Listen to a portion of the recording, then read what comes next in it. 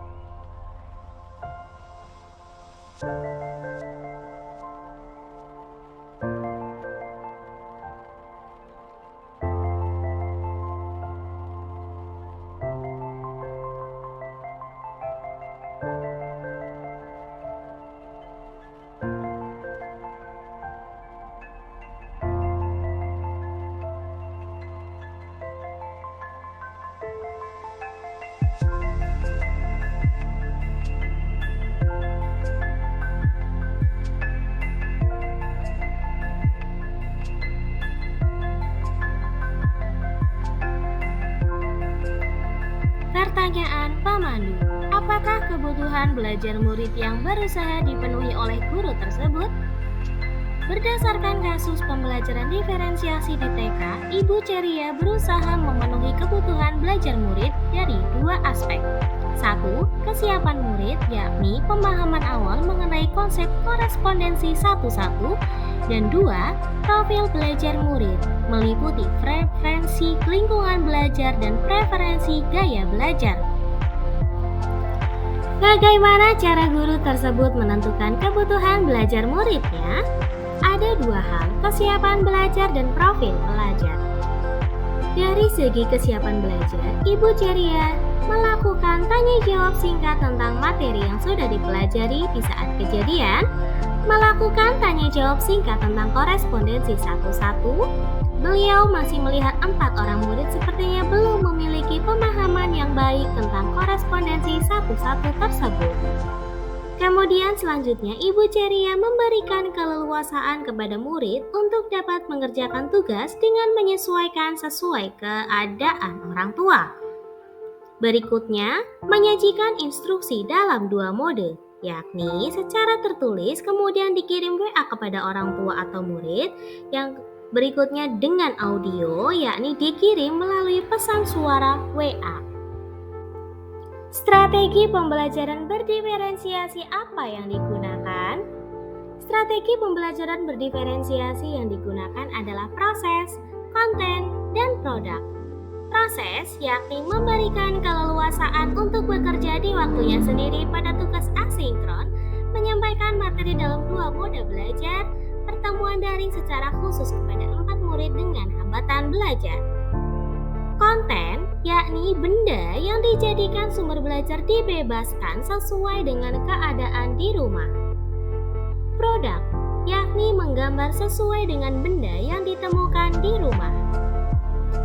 Bagaimana guru tersebut melakukan penilaian? Ada 3 hal Ibu ceria dalam melaksanakan penilaian, yakni yang pertama sebelum pembelajaran. Ibu ceria memberikan asesmen diagnostik untuk mengetahui pengetahuan awal murid mengenai konsep korespondensi satu-satu dengan tanya jawab singkat. 2. Selama proses pembelajaran, Ibu ceria meminta murid mengirimkan foto saat proses pengerjaan tugas. 3. Setelah proses pembelajaran, Ibu ceria menilai hasil pekerjaan murid-muridnya. Kesimpulan kasus pembelajaran berdiferensiasi di TK.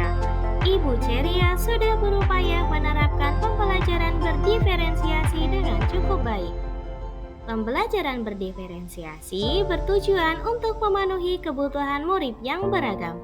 Dalam memahami kebutuhan murid, kita perlu melakukan pemetaan murid berdasar kesiapan belajar, minat belajar, dan profil belajar. Terima kasih telah menyaksikan paparan Ruang Kolaborasi 2.1 Pembelajaran Berdiferensiasi Kasus di TK milik kami, Kelompok 3 CGP Angkatan 9 Kabupaten Purbalingga. Wassalamualaikum warahmatullahi wabarakatuh. Salam dan bahagia.